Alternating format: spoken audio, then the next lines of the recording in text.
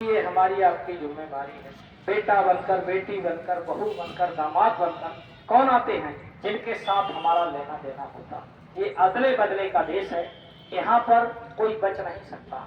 अदले बदले का देश है। जैसे भगवान राम ने बाली को बाण मारा था और वही दूसरे अवतार में बाली जो था पहेलिया बनकर के आ गया। भगवान कृष्ण के पैरों में पदक चमकता था। हिरण की आंख समझकर बाण मार दिया और पास में जाकर देखा। ये सोमनाथ गुजरात में एक पीपल के पेड़ के नीचे भगवान कृष्ण लेटे हुए थे। उधर से बहेलिया ने उनके पैर में पदम चमकता था, हिरण की आंख समझकर बाण मार दिया और पास में जाकर देखा ये कृष्ण भगवान है। तो हाथ जोड़कर कहने लगे, भगवान हमसे बड़ी गलती हो गई, हमने आपको मार दिया। तो भगवान कृष्ण ने उनको समझाया कि आपने हमको मारा नहीं, पहले हमने आपको मारा था, अब आपने हमको मार दिया, हमारा आपका अदला और बदला। तो जब भगवान कृष्ण को बदला देना पड़ सकता तो हमको आपको भी पड़ेगा। तो जो हमारे जो बच्चे हैं, बेटा बनकर, बेटी बनकर, बहू बनकर, दामाद बनकर, ये कौन आते हैं जिनका हमारे साथ लेना है। किसी से लेना, किसी को लेना है, तो ये दुनिया के काम हमको करने हैं। इसी में से थोड़ा सा समय निकाल करके अपना एक निजी काम करना है। ये तो दुनिया के काम है, सभी करते हैं। निजी काम क्या है? अपनी इस जीवात्मा को उस तरफ उसको जगाना, ये हमारा आपका निजी काम। तो निजी काम कब होगा? जब शरीर में ताकत है। जब तक शरीर में ताकत है, जवानी है, तब तक हम इसको कर सकते हैं।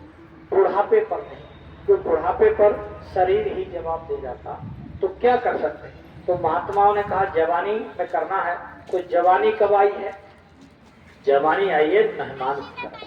जैसे रिश्तेदार हमारे घर में आता है, 2-4 दिन रुक के चला गया, फिर लौट के नहीं आया, ऐसे ही ये जवानी मेहमान की तरह आई है। और जो मेहमान की तरह जवानी आई है, इसी में अपना निजी काम करना। तो महात्मा लिखते हैं, महात्माओं ने लिखा कि कर ले निज काज जवानी में, इस 2 दिन की जिंदगानी में।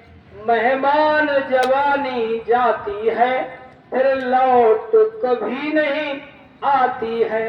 हे मूढ़ ऐसे मत खो देना, तू किससे और कहानी में। सौभाग्य ये नर्तन पाई, बड़े भाग जवानी आई है। भगवान इसी में मिलते हैं, क्यों ढूंढे पत्थर पानी में। तू इससे खोज गुरु की कर, मिल जाए तो ना किसी से डर। गुरु ही सब कुछ के दाता हैं, सुन ले क्या कहते पानी में। तो पत्थर और पानी में भगवान नहीं मिलते। भगवान जब भी मिलेंगे तुमको तुम्हारे वजूद के बाहर नहीं मिलेंगे, हमारे अंदर ही भगवान बैठा। देखिए रामायण में आप लोग एक चौपाई पढ़ते हैं, एक चौपाई पढ़ते हैं कि मंगल भवन मंगल हारी, द्रवोषो दशरथ अजर बिहारी। ये मंगल भवन है, ये शरीर जो है मंगल भवन है, अमंगलों से बचाने वाला। और इसी में अजर बिहारी बैठा हुआ, अजर बिहारी इसी में बैठा हुआ कि द्रवोषो दशरथ अजर बिहारी। ये 10 दरवाजों का महल है, इसके 9 दरवाजे बाहर को खुलते हैं। एक दरवाजा जो 10वां द्वार है वो अंदर को खुलता है। तो जैसे कि आपका हमारा जानवर हो, कितना भी प्रिय हो, वो मरता तो उसका 10वां नहीं मनाया जाता। लेकिन मनुष्य चाहे बुरा सा बुरा मर जाए, गरीब हो, अमीर हो, चोर हो, चाकान हो, उसका 10वां जरूर मनाते हैं, क्योंकि इस शरीर में 10वां द्वार भी। तो 9 दरवाजे जो हैं बाहर को खुलते, 10वां अंदर को खुलता। तो ये अजर बिहारी बाहर नहीं, हम लोग बाहर घूमते हैं, बाहर नहीं हमारे अंदर है। तो यही बताने के लिए सत महात्मा आते हैं कि जवानी पर भजन करो। जैसे जो हमारा ये शरीर है, ये 5 तत्वों से बना हुआ है, पंच भौतिक शरीर है। जितने भी इस दुनिया में शरीर हैं, जैसे पेड़ है, पेड़ में एक तत्व अब पेड़ की लोग पूजा करते हैं, तो पेड़ को अगर काटने जाओ तो पेड़ मना भी नहीं कर सकता, भाग भी नहीं सकता, क्योंकि वो जड़ है, तो वो तुम्हारी क्या मदद करेगा। उसमें एक जो कीड़े मकोड़े होते हैं, ये 2 तत्व का शरीर होता है। जो अंडे से पैदा होते हैं, ये 3 तत्व का शरीर होता है। जो चौपाहे जानवर हैं, ये 4 तत्व का शरीर होता है, और ये मनुष्य शरीर, इसमें पूरे 5 तत्व। इसी में भगवान बैठा हुआ। भक्ति सिर्फ मनुष्य शरीर में हो सकती है। यही मनुष्य शरीर पाने के लिए जिन देवताओं की ये सारी दुनिया पूजा करती है, वही देवता भगवान से प्रार्थना करते हैं कि भगवान ये शरीर हमको एक बार मिल जाता, हम भी भजन भक्ति कर लेते। ये अपनी बात नहीं है, ये आपकी धर्म पुस्तक रामायण में लिखा हुआ। वो लिखते हैं कि पढ़े भाग्य मानुष तन पावा, सुर दुर्लभ सद ग्रंथ ही गावा। सुर कहते देवताओं के, तो ये देवता भी इस शरीर में, लेकिन भगवान का भजन हम तो कर पाएंगे जब हम गुरु बनाएंगे। गुरु क्यों? क्योंकि ये नाम और शब्द की पूजा है, और कलयुग में ये नाम तो है संतनया बिना, संत बिना कोई नाम नहीं। तो गुरु बनाना बहुत जरूरी है। जैसे आप कितने भी हिंदी, अंग्रेजी, उर्दू, फारसी सब पढ़ गए, कितने बड़े विद्वान हो गए, लेकिन बिना गुरु के आप यहाँ से जा नहीं सकते। इसको रामायण बताती है। रामायण में कहा गया है कि शंकर भगवान के समान अगर आप ज्ञानवान हो जाओ, फिर भी यहाँ से आप जा नहीं सकते। तो गुरु बनाना बहुत जरूरी है। गुरु भगवान राम ने बनाई, गुरु भगवान कृष्ण ने बनाई, गुरु जितने भी लोग आए सबने बनाए। और उन्होंने लिखा कि राम कृष्ण ते को बड़े तिनहो तो गुरु तीन, और 3 लोग के नायका गुर आ गया। तो आपकी तरह समझदार व्यक्ति बैठे हुए थे, एक लोग बोल रहे थे और वो कह रहे थे राम ने गुरु किए, कृष्ण ने गुरु किए, गोस्वामी जी महाराज, मीराबाई, रविदास जी, दादू, दरिया, पलटू साहब सब ने गुरु किए। तो आपको भी गुरु करना चाहिए। तो आपकी तरह समझदार व्यक्ति थे, वो सोच ही रहे थे कि बात तो ठीक है, हमको भी गुरु बनाना चाहिए। तब तक बोलने वालों ने फिर बोल दिया कि निगुरा मुझको ना मिले, पापी मिले 1000, और एक निगुरा के सर पर लख पापी का। निगुरा उसको कहते हैं जिसने गुरु।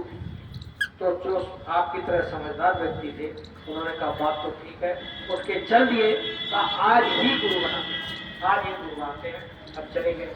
अब वक्त के और समय के एक ही सतगुरु होते हैं, और नकली बहुत आ जाते हैं। जैसे गेहूं की फसल बोई जाती है, तो एक गेहूं की तरह घास उगाती है, धान की फसल बोते हैं तो धान की तरह घास उगाती है। ऐसे ही जब सप्त पुरुष ये मनुष्य शरीर भर कर आते हैं, तो उनके साथ में कई नकली गुरु तैयार होते हैं। तो ऐसे ही एक समय में एक ही होते हैं। जैसे अभी ये इनके दाढ़ी वाल काले हैं, अभी ये सतगुरु हैं। उस समय ऐसे ही दादू महात्मा थे, तो चले गए, पूछा कि दादू महात्मा कहाँ मिले।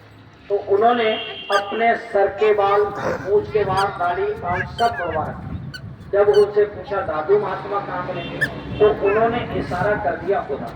तो जो आपकी तरह समझदार व्यक्ति थे, वो पूजा पाठ में ज्यादा विश्वास करते थे, तो उनको लगा कि हमने इस जो बाल मुड़वा रखे हैं, इससे हमने बात कर ली, हमारा अशुभ हो गया। अब सगुन हो गया, तो उन्होंने उनको मारा और मार के चले गए। कहा दादू महात्मा कहाँ हैं, किसी से पूछा, तो उन्होंने कहा कि कुटिया के अंदर बैठे हैं। अब जब कुटिया के अंदर गए तो देखा कि वही आदमी बैठा हुआ जिसको उन्होंने मारा था। अब उनको देख करके भाग खड़े हुए, तो दादू महात्मा ने बुलाया कि वापस आ जाओ। जब वापस आए तो कहा महाराज, हमसे बड़ी गलती हो गई, हमने आपको पहचाना नहीं, इसलिए आपको हमने मार दिया। तो उन्होंने कहा कि कोई बात नहीं है, क्योंकि दाढ़ी बाल मूंछ और रखते तो उनको लगता यही गुरु है। कि गुरु कोई दाढ़ी बाल का नाम नहीं है, गुरु कोई कपड़े रंगने का नाम नहीं है, गुरु कोई तिलक लगाने का नाम नहीं है। गुरु वो है जो हमारे अंदर और इस घर के अंदर उस घंटे और शंख की आवाज को सुना दे, उसको गुरु कहते हैं, उसको सप्त रूपी महात्मा कहते हैं। तभी तो कहा गया है कि सप्त स्वरूपी संग है, कभी न होते दूर, और धीरज रखिए चित्त में, दिखेगा सतगुरु। तो जो सत्य और नाम को उसको पकड़ा दे, उसको सतगुरु कहते हैं। तो कहा हमने आपको मार दिया, तो कोई बात नहीं, अरे भाई 4 आने की मटकी बाजार से लेने जाते हो, ठोक ठोक बजा कर देखते हो पकी है या कच्ची। तो आप तो गुरु बनाने आए हो, जीवन भर का सौदा करने आए हो, तो आपने अच्छा किया। तो उन्होंने लिखा कि खोद खाद धरती सहे, काट पीट बन रहा है, और कट वचन साधु सहे, और सहे ना जाए। तो उन्होंने कहा कि कोई बात नहीं, आपने हमको मारा, कोई बात नहीं। तो कहते हैं कि जब तक गुरु मिले ना साचा, तब तक गुरु करो 10 पाचा, पानी पीजे छान के और गुरु पीजे जान के। जब तक सच्चा गुरु ना मिल जाए तब तक गुरु बदलते रहिए, इसमें कोई बुराई नहीं। तो गुरु बनाना बहुत जरूरी है। अब गुरु कौन सा होता है?